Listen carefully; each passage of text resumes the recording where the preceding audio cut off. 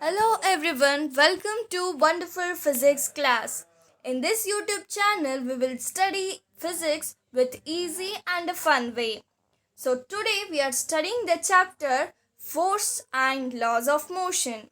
The topics covered in this chapter are: we will first know what is inertia, what is force, we will study about Newton's laws of motion and then momentum. What is force? The easiest definition of force is push or pull. Push or pull of an object is called force. You can see in this picture, right? Here is an object. Here a man is pushing it. Here a man is pulling it. They both are applying force. It is the definition of force. Pull or push of an object is called as a force. Next, there are two types of forces. One is balanced and another one is balanced. What do we mean by balanced and unbalanced? Considering from the center, you can see here the force is 300 Newton and here the force is 300 Newton. These both are equal. So you'll call it as balanced force. Whereas in the second picture you can see that here the people are applying 400 Newton and here they are applying 300 Newton. So it is not equal and thus it is called unbalanced force. Okay, let's see next. Surely in this YouTube channel, if you regularly attend all the classes, physics will be very easier subject for you. You will not face any problem in this subject. Okay, very clear, short and with clear examples I'll explain in this class. Okay, let's see next. Now let us start the laws of motion. The laws of motion is given by Sir Isaac Newton. You can see him right here, right? Sir Isaac Newton gave us 3 laws of motion. Let us know what are they. The first law of motion, what it is saying?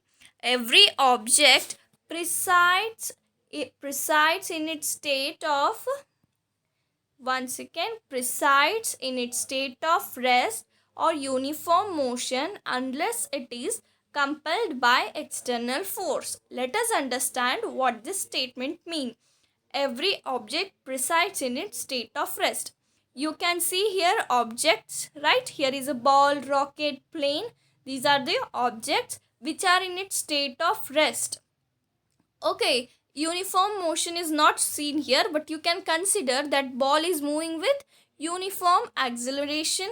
It is called uniform motion. Unless it is compelled by external force, it keeps on moving. If I put any net over here, then the ball stops down here because here we have an external force, right? Is that clear? Let's move next. Before that, what is inertia? It is very correlated with Newton's first law of motion, what we have studied early. Inertia means that the tendency of object to resist changes from its state of rest. Means if a ball is stationary, it wants to be stationary. If it is moving, it wants to be moving. It don't want to change its state from rest to motion. Okay, you can experience this in moving bus.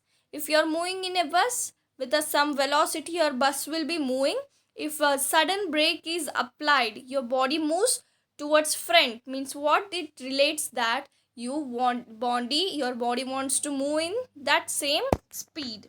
Okay, here is the relation given. When mass is increasing, then inertia will be also increasing, or you can say that mass of the body depends for inertia. If I give you two objects of mass small m means less mass and another mass of capital M, now I can ask which body has the more inertia. The right answer is the mass of capital M because mass is high, right? And thus the inertia will be more. Let's see next. Second law of motion. What is second law of motion saying? Let us read that. The rate of change of momentum is directly proportional to the applied force. Here we have the derivation. In your classes up to 10th, it is directly given force is directly proportional to mass and acceleration. So in higher classes, you'll get this formula. If you prepare for this formulas, this derivation and this statement, it will be very helpful for your next classes. Okay. So by doing the derivation, you can see here momentum. We know what is the formula for momentum. P is equals to mv, right? Substitute that by differentiating with time. We get take out mass as constant. We get dv by dt is nothing but acceleration, right? So F is equals to ma, force applied is equals to mass into acceleration. Let's see next. Here we have the example. You can see here force is directly proportional to mass and acceleration. How it is with the beautiful examples over here it is given. You can see these mans pushing a mass of 440 kg.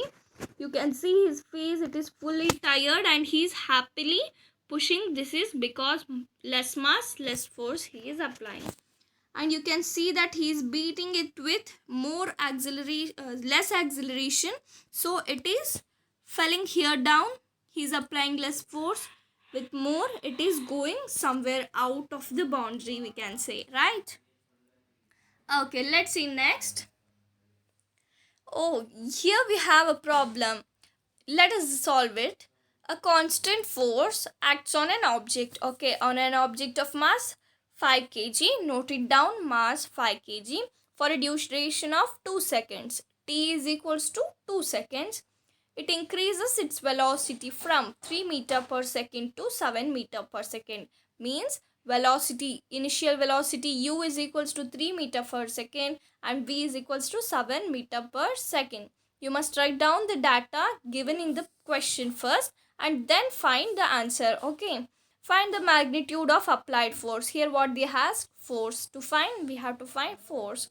Now if the force applied for the duration of 5 seconds, what will be the final velocity? It is the second part of the question. Okay, let us solve it. See here, I said the data already. It is given here. You can check out it. Okay, we have the formula. You substitute the values, you'll get the answer. Now if they ask, we got force. By that, we can find final velocity. By substituting, you'll get this answer. Okay, let's just move. Third law of motion. What is third law of motion says? For every action, there is equal and opposite reaction. It is very simple law. For every action, there is equal and opposite reaction. A stationary boat on the water. The man is jumping. He is doing action. He is jumping from the boat. What is happening to the boat? The boat is showing us reaction. It is going backward. So opposite direction we can see. Here in another example, what does this balloon contain? This balloon contains air molecules, right? Here air molecules will be filled. Now the nozzle is open, the air is rushing towards down. You did done action, and what is the reaction showing? The balloon is moving up. It is about third law of motion. Here we have conservation of momentum. You can see it is one of the important derivation. Let me continue it in next class. So thank you for watching. If you want to see this conservation of law of momentum, you can watch the next class. Thank you.